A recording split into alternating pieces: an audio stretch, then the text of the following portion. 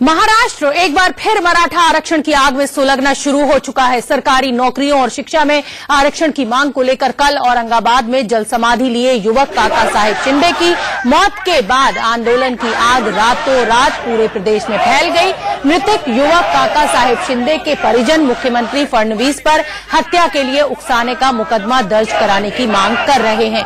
काका साहब की मौत से भड़के आंदोलनकारियों ने परभणी में बसों में तोड़फोड़ की और बस को आग के हवाले कर दिया। हालांकि आंदोलनकारियों ने बंद में मुंबई, सतारा, सोलापुर और पुणे को शामिल नहीं किया है। ऐसा इसलिए किया गया है ताकि पंढरपुर में दर्शन कर लौट रहे श्रद्धालुओं को परेशानियों का सामना न करना पड़े।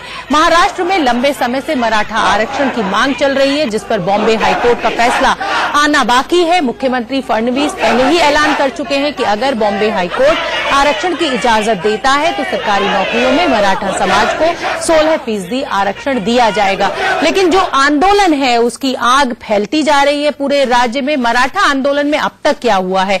महाराष्ट्र में मराठा आंदोलन हिंसक हो गया है। काका साहब की जिस तरह से मृत्यु हुई है उसके बाद परभणी में कई बसों में तोड़फोड़ की। जो मराठा आंदोलनकारी हैं उन्होंने औरंगाबाद में आंदोलनकारी की मौत के बाद ये जो गुस्सा था और ज्यादा मराठा समाज में बढ़ गया और पूरे राज्य में ये गुस्सा फैल गया। औरंगाबाद अहमदनगर हाईवे को ठप कर दिया गया है, जिसकी वजह से लंबे लंबे जाम लग गए हैं। मराठा समाज की मांगे क्या हैं वो हम आपको दिखा रहे हैं।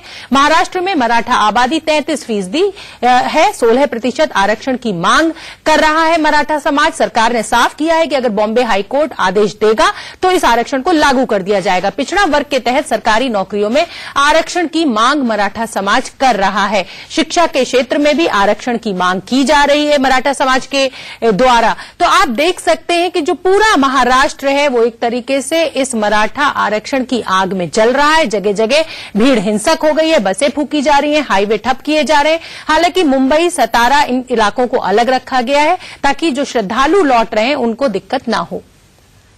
हमारे साथ अभिषेक शर्मा जुड़ रहे हैं। अभिषेक, हमने किसान आंदोलन भी देखा जो बहुत शांति प्रिय था, लेकिन बात बात पर महाराष्ट्र में हालात बिगड़ जाते हैं। इस बार भी देख रहे हैं कि भीड़ बहुत हिंसक हो रही है। सरकार ने हालांकि मुआवजे की घोषणा कर दी है मृतक के लिए, लेकिन और क्या अपडेट आप हमें दे सकते हैं? सरकार कैसे कोशिश कर रही है इन आंदोलनकारियों को शांत करने की?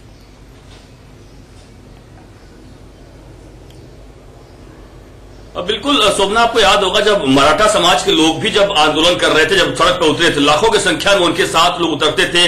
मुंबई में मराठा आंदोलन हुआ था, मोर्चा निकला था, उसके बाद महाराष्ट्र के हर कोने में निकला था। उस वक्त आपने देखा था कि बहुत शांतिपूर्ण ढंग से, बल्कि लोग उनकी गाथाएं गाते थे, उनकी तारीफ किया करते थे। मराठा लोग जो आंदोलन कर रहे हैं बड़े शांतिपूर्ण ढंग से कर रहे हैं। लेकिन वही मराठा समाज के लोग कहा करते थे अगर सरकार हमारी मांगे नहीं मानती है तो हमारा आंदोलन उग्र होगा और वह उग्र ऐसा होगा जो सरकार के लिए भारी पड़ेगा। और वह उग्रता साथ अब देखने को मिल रहा है महाराष्ट्र में तमाम जगहों पर, जहां जहां भी उनके लोग हैं और हर जगह पर वह उग्र आंदोलन कर रहे हैं, तोड़फोड़ कर रहे हैं, आगजनी कर रहे हैं। यह सरकार के लिए बड़ी मुसीबत है, बड़ा संदेश है महाराष्ट्र के सीएम देवेंद्र फडणवीस के लिए। उनके लिए एक कह सकते हैं रेड अलर्ट है, क्योंकि जाहिर सी बात है मराठा समाज इतने हैं, अगर वह सही में रोड पर उतरेंगे तो सरकार के लिए भारी पड़ेगा। बिल्कुल, बहुत परेशानी आ सकती है। आम लोगों का जनजीवन ठप हो जाता है जब इस तरीके का कोई आंदोलन होता है। सरकार को इसको ठीक से हैंडल करने की जरूरत है। फिलहाल रुकना होगा एक छोटे से ब्रेक के लिए, फौरन हाजिर होते हैं, कहीं मत जाइए।